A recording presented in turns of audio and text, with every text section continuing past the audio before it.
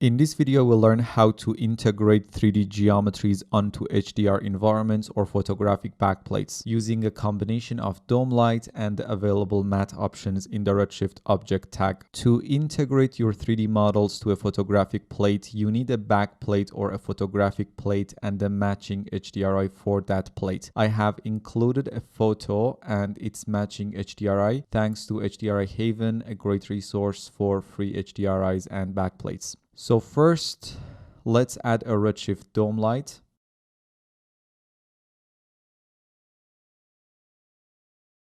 And load this Skylight Garage HDRI image.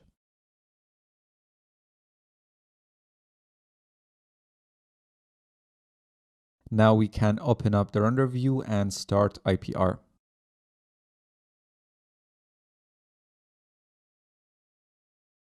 We can hide the ground plane for now so we can see the HDRI a bit better.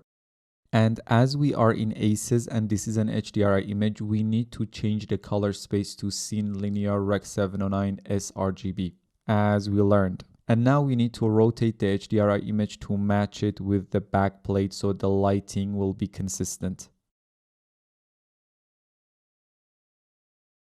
Let's flip the dome light horizontally and set the heading rotation to around 75 degrees. Now it matches with the photographic backplate. We don't need to see the HDRI image, we just want to see its contribution to the lighting and instead see the backplate photo in the background. So let's come down to the backplate section of the dome light and load the backplate photo that comes with this HDRI.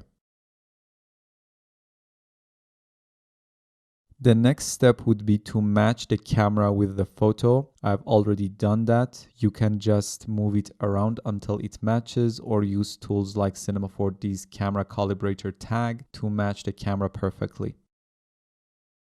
Let's make our ground plane visible again. You notice it has a default Redshift material and the dome light casts the shadow of the car on it. We basically want to hide the ground plane but keep the shadows it catches from the car. So we just want it to be a shadow catcher basically. For that, let's add a Redshift object tag to the ground plane. Go to the Matte tab. Now check this override and enabled under the general section. Now the ground plane is turned into a matte object, that is why it is no longer visible in the render. If I want to turn it into a shadow catcher, we just have to check this enabled option under the shadow section and that's it. And voila, the car is integrated into the photo. Now let's take a look at some of the more important options here. First, we have this show background. When this option is enabled, we can see the defined background image in the matte object place. Otherwise, the matte object will be black. If I unhide this sphere object that has a very reflective material, you notice the reflective sphere does not know that the ground plane is turned into a matte object and still reflects its original material. To make it aware, we just need to enable this apply to secondary rays checkbox and that solves the issue. When this option is checked, it enables the matte object override for secondary rays such as reflections, refractions, and global illumination. Down here in the shadow section, we control how the shadows look. We can change the color of the shadow and its transparency.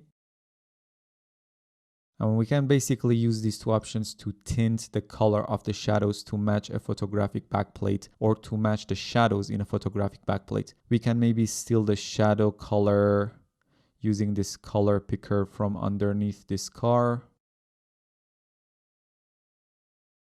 or maybe from here.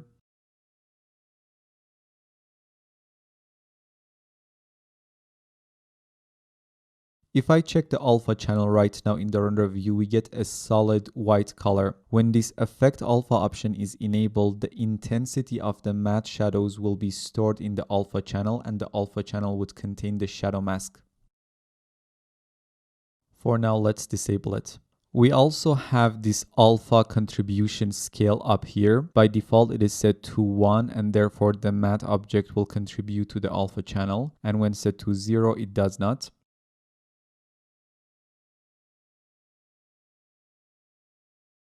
For now, let's set it to 1. And then we have this reflection, refraction, and diffuse contribution amounts, which scales the amount of reflection, refraction, and diffuse or global illumination visible from the underlying materials that have been overridden. In this case, we know we have applied a default redshift material to our ground plane, which has some reflections, but the reflection of the car is not visible on the ground plane. If I increase the reflection scale to 1, we start to see some reflections as well. To see it more easily, let's select the material and increase its IOR to around 5. And now the car's reflection is more visible on the ground. Maybe we can adjust the roughness a bit. When the road is slippery and wet, it's nice to have some reflections. For now, set the reflection scale back to 0. Now, if I change the diffuse color of the ground plane material to something like an electric pink,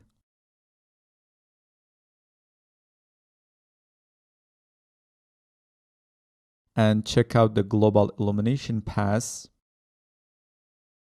you notice the material does not affect the indirect lighting at all. But when I start increasing the diffuse scale, you notice both in the beauty pass and in the GI pass how the material applied to our matte object contributes to the GI as well. For now, let's set the diffuse scale back to 0 and change the ground plane material diffuse color to its default mid-gray color.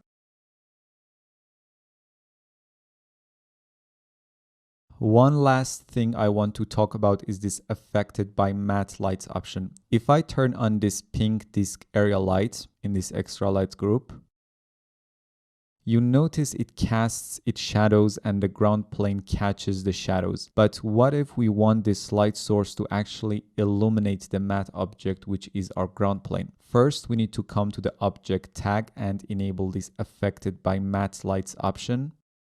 And also make sure the diffuse scale for the object is more than 0. Let's set it to 1. Then we need to select the light source and in its details tab enable this matte shadow illuminator. When we do that, the light is no longer casting any shadow on the matte object because the matte surface is expected to be actually illuminated by this light when this option is enabled. And when we enable this affected by matte light option for the matte object and increase the diffuse scale as well, these two options allow the matte surface to be illuminated by the matte shadow illuminator light. For now, let's hide this pink light and make sure the sphere is hidden as well. Now let me show you a more practical example. I'm going to turn on these headlights for the car. You notice when the matte shadow illuminator option is disabled for the headlights, they don't illuminate the matte surface. But the moment we check matte shadow illuminator, the headlights illuminate the surface as they should. Okay, that's enough for now. In this video, we learned how to integrate 3D geometries onto HDRI environments or photographic backplates using a combination of dome light and available matte options in the Redshift object tag. See you in the next one.